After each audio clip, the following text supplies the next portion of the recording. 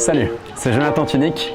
Je suis un amoureux transi du Servette FC et aujourd'hui c'est interview pour 41 Médias.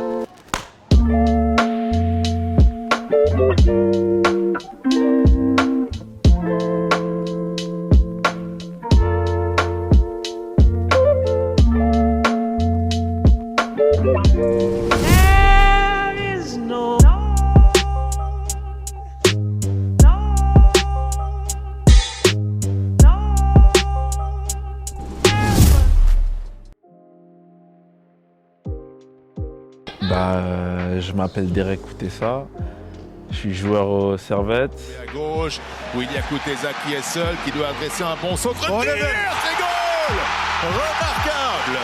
Remarquable tir de Derek Koutessa. Je suis formé au Servette, après je suis parti un peu à l'étranger et là je suis revenu, ça fait une saison. J'ai 25 ans, je suis joueur offensif, je joue sur les côtés ou dans l'axe. Alors j'ai 23 ans, je m'appelle Jonathan, je suis étudiant en droit. J'ai envie de dire étudiant en droit à temps partiel et supporter de Servette à temps plein, en exagérant à peine. Mais ouais, non, je suis un supporter, disons, qui passe passablement de temps au stade et au-delà de ça, qui passe énormément de temps à décortiquer l'actualité de Servette, etc. Que ce soit puis l'actualité et puis même plus généralement, juste parler du club. On trouve toujours des sujets de discussion. Quand on a épuisé ce qui se passe dans l'actualité, on parle de ce qu'il y a eu dans le passé, dans le futur, tout ça. Donc non, voilà, j'ai envie de dire un supporter bien impliqué quand même.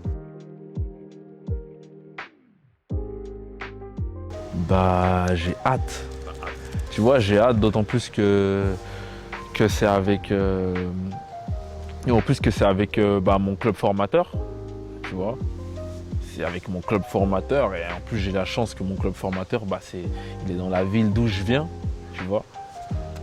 Donc ouais, j'ai hyper hâte, vraiment.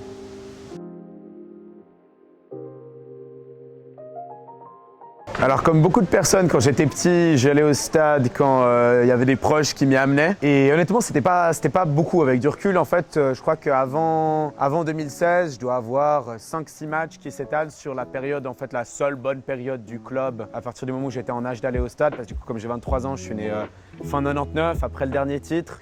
Mais je suis devenu un habitué la saison 2016-2017, donc la saison après le passage en Promotion League, quand on est de retour en Challenge League. En fait, j'ai beaucoup suivi la saison en Promotion League sur les réseaux du club. Vraiment juste regarder les live tweets les live Facebook à l'époque. Je n'étais pas encore sur Twitter. Et puis je me suis dit, mais c'est bon, là ils sont de retour en Challenge League, il faut quand même que… Je me sentais un peu coupable honnêtement de ne pas y être allé en Promotion League. Et puis en Challenge League, du coup, j'ai commencé à aller plus régulièrement, c'est en 2016-2017. Et la saison suivante, j'étais déjà abonné. Donc là, ça va être, sauf erreur, ma 6e ou 7e saison en tant qu'abonné. Et toujours en Tribune Nord. Mais il y a quelques saisons entre-temps où en fait, j'ai été dans les médias de supporters autour du club. Donc il y a quelques saisons où j'ai plus été présent en Tribune Presse qu'en Tribune Nord. Mais voilà, pour faire un peu les grandes dates de mon supporterisme. C'est mon club formateur, tu vois, c'est le club de ma ville. Je pense que même si j'étais pas formé au Servette, juste le fait d'être genevois, d'avoir grandi ici, tu vois, ça aurait été le club de mon cœur, tu vois. Donc ouais, c'est le club de mon cœur. Tu vois, c'est un peu que tu le veuilles ou non, tu vas aimer le club, tu vois. Comme tout genevois, je pense, tu vois.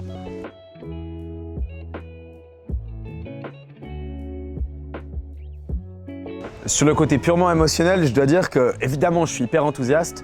Mais il y a un côté où je réalise pas encore. Mais j'ai pas encore ce truc où je pense que ça va venir. Je pense lundi matin au boulot, commencer à pas réussir à me concentrer parce que je me dis demain soir, match de Champions League au stade de Genève, quoi.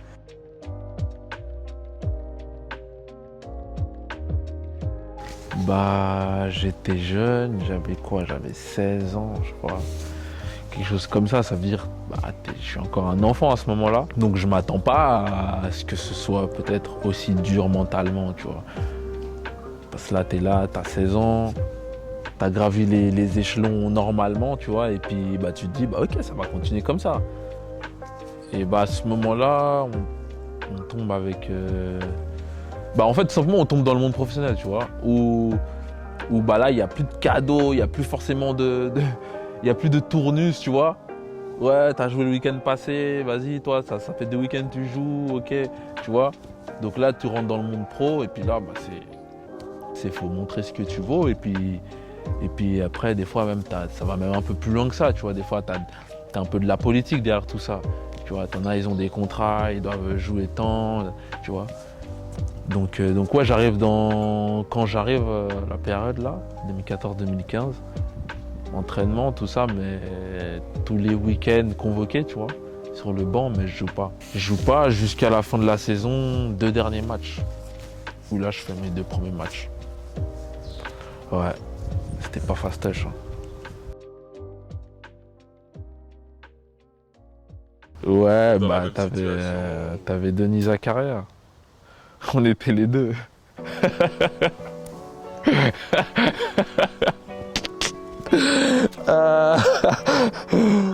Ouais, non, on était les deux vraiment même situation. Vraiment là, c'était vraiment un jumeau Barjot. Pour moi, il faut qu'on fasse une phase de groupe. Si on fait pas une phase de groupe, on va encore entendre des gens dire « Ouais, tout ce bruit pour ça », des trucs comme ça. Le problème, c'est que ça va être vachement difficile. Là, on joue contre Genk. Si on passe pas contre Genk, Olympiakos, match retour là-bas. Et si on joue pas contre l'Olympiakos, normalement, on bénéficie du coffre de l'Olympiakos pour le tirage du dernier tour, donc de barrage en Conference League. Mais là, il y a encore des équipes où tu peux te taper, par exemple, la Fiorentina. Même en étant dans la bonne partie avec tête de série, tu peux te taper la Fiorentina, qui est la meilleure des non-têtes de série. Alors ça va être un peu qui tout double. Il y a un côté où d'un côté, Genk, ça va être super difficile, mais en même temps, ça peut encore être le tour où on a le plus de chances de passer. Et l'avantage, c'est que si on passe ce tour-là, c'est pas la Conference League qu'on a garantie, c'est l'Europa League qu'on a garantie. Il y a une sorte de petit raccourci à ce niveau-là. Et moi, je trouverais super qu'on arrive à profiter. Pour moi, on passe Genk, on peut perdre tous nos matchs jusqu'en septembre.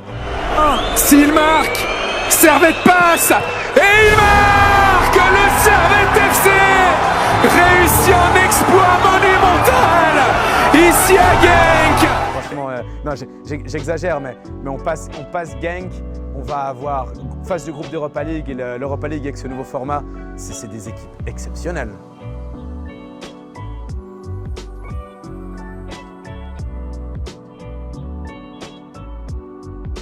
Non, personnellement, j'ai pas changé ma manière de préparer. Après, dans ma carrière, j'ai eu une période où j'ai changé ma manière de m'entraîner, tu vois, mon quotidien, tu vois. Et ça, c'est quand je suis arrivé en Ligue 1, en fait. Quand je suis arrivé en Ligue 1, j'ai vu la différence quand même. La différence sur le terrain, tu vois. La différence aussi dans le vestiaire, tu vois. Et ça, je veux dire, j'ai dû le mettre en place aussi moi dans mon quotidien, dans ma carrière, tu vois. Donc ouais, à ce moment-là, j'ai changé quelque chose, tu vois. Mais après, comment je suis aujourd'hui, je pense que je l'appliquerai, même si je joue la Coupe du Monde, l'Euro, ou tu vois, aujourd'hui, voilà, je me prépare bien, tu vois, je fais attention à ce que je mange, ce que je faisais pas forcément avant, tu vois. Je fais attention à ce que je mange, à ce que je bois, à mon sommeil, à ma préparation avant l'entraînement, avant les matchs, tu vois. Donc ouais, aujourd'hui, non, je me prépare comme un match de championnat.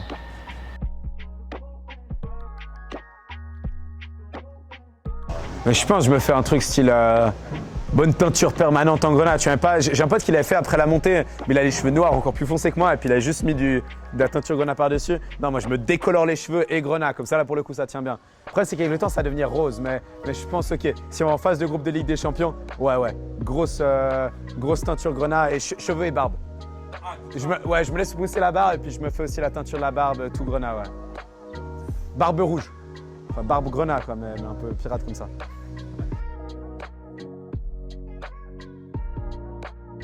Et ouais, c'était mon premier match en pro, c'est une entrée comme ça.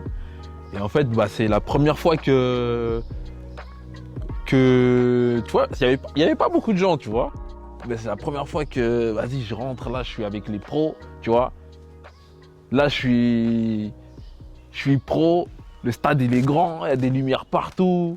tu vois, de vivre ça, bah, ça t'encourage encore plus, tu vois, à aller chercher, bah, ouais, je veux jouer encore dans des plus grands stades, il y a encore plus de lumière, tu vois, où il y a encore plus de gens, tu vois ce que je veux dire.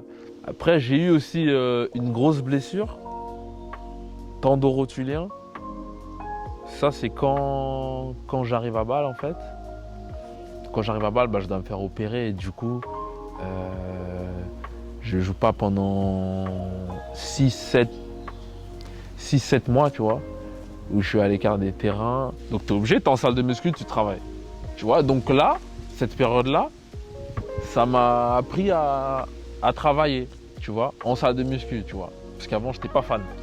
Tu vois, mais là, comme je pouvais faire quasiment que ça, tu vois, ça veut dire que bah, ça m'a créé un peu ce truc, tu vois.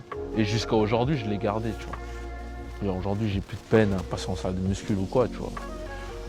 Et je pense que c'est en partie grâce à cette période-là.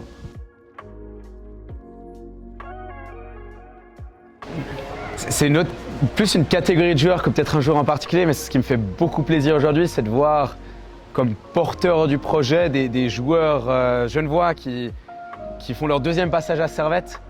Tu as eu des mecs formés qui ont atteint l'équipe de Suisse, avec Imery qui a atteint l'équipe de Suisse, qui pour moi, le jour où c'est arrivé, je me suis dit ok, là Servette est revenu dans une nouvelle dimension. Et juste derrière, il y a eu des mecs qui ont réussi à l'étranger, qui sont revenus à Servette. Il y a eu moi, je trouve ça incroyable. En l'espace de 10 mois, on a eu Kuteza, Mbabou, Guimeno qui sont revenus.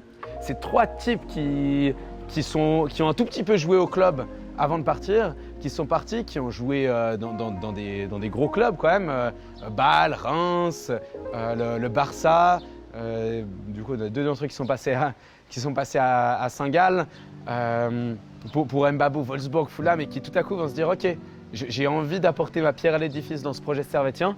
Et au-delà de la question vraiment purement footballistique, où déjà les 3 cités, c'est des types qui ont beaucoup apporté sur le terrain, il y a ce côté où en termes de symbolique, je trouve ça magnifique parce que ces joueurs qui ont toujours eu une connexion avec Servette étaient partis parce qu'ils étaient devenus trop grands pour le club. Et aujourd'hui, le club a grandi et ils peuvent de nouveau avoir une histoire commune.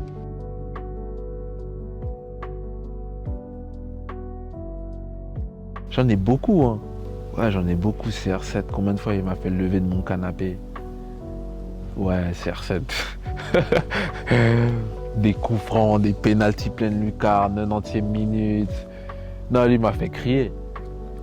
Il y a eu la Suisse. La Suisse, quand il gagne contre la France, c'était à l'Euro. Hein. Ouais, la Suisse, quand il gagne contre la France, c'était fort. Ouais, là, qui me vient tout de suite, là, j'ai ça. J'ai CR, je peux même pas te donner un moment tellement il y en a, tu vois. CR7, allez, je crois premier match de Coupe du Monde contre l'Espagne, je crois. Il met quadruplé ou triplé. Ouais, un truc comme ça. Ou CR, j'en ai trop. J'ai aussi quand en conférence de presse, il dit il va jouer match retour contre Atlético. Je sais pas, il annonce quelque chose, je sais plus trop c'est quoi. Il dit ouais, je vais mettre triplé ou je sais pas, je vais vous éliminer ou je sais plus qu'est-ce qu'il dit. Et il fait ce qu'il dit. Ça c'était trop ça. Ça c'était trop. Voilà, j'ai ça qui me vient en tête comme ça, tu vois.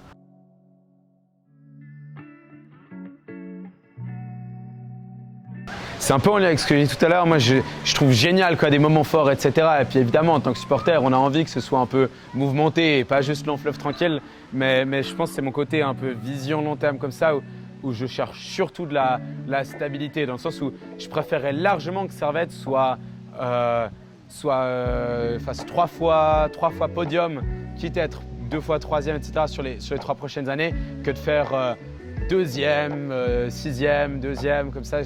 Je pense que c'est vraiment nécessaire avec ce niveau-là, et je pense que l'objectif plus large, il n'est pas forcément sportif, mais plutôt au niveau de l'essence de Servette. Il faut qu'on continue à faire grandir cette affluence, vraiment.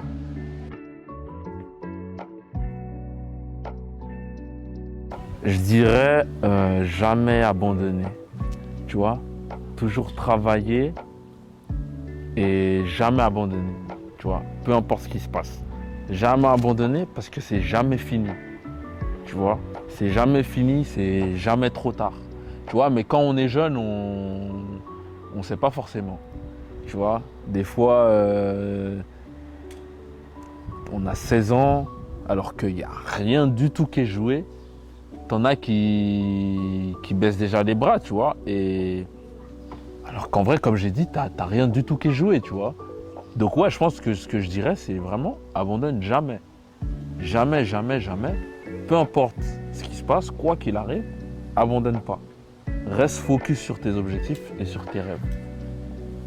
Voilà.